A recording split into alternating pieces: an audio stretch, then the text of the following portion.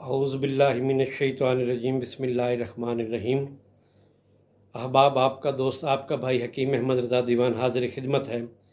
दुआ है अल्लाह ताला हम सबको दीन और दुनिया की कामयाबियों से हमकिनार करे, बीमारों को अपने फजल व करम से शिफाए कुल्ली अता करें। अहबाब, आजकल मौसम गर्मियों का चल रहा है, ये सावन का महीना है।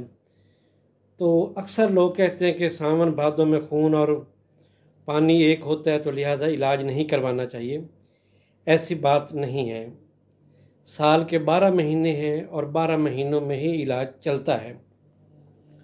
हाँ, एक बात ज़रूर है कि बाज़ दफ़ा ये होता है कि अगर दवाई ताकत वाली है तो जिस वक्त आप इस्तेमाल करते हैं तो ज़हरी बात है, आपको दूध का इस्तेमाल करना चाहिए।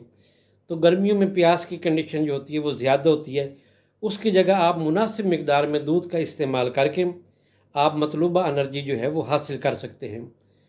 आज जो मैं नुस्खा आपके साथ शेयर कर रहा हूँ वो गर्मियों सर्दियों में हर मौसम में इंसान इस्तेमाल कर सकता है। इससे एक तो टेस्टोस्टेरोन जो है वो भी बूस्ट होते हैं।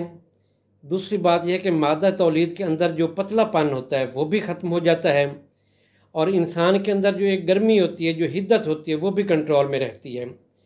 और मादा तौलीद तो ऐसे होता है जिस तरह बर्फ़ नहीं जमी हुई होती, ये कंडीशन हो जाती है। तो ये बहुत मुख्तसर सा नुस्खा है। आपने मूसली सफ़ेद जो है वो ले लेनी है। ये करीबन आप 100 ग्राम लेंगे।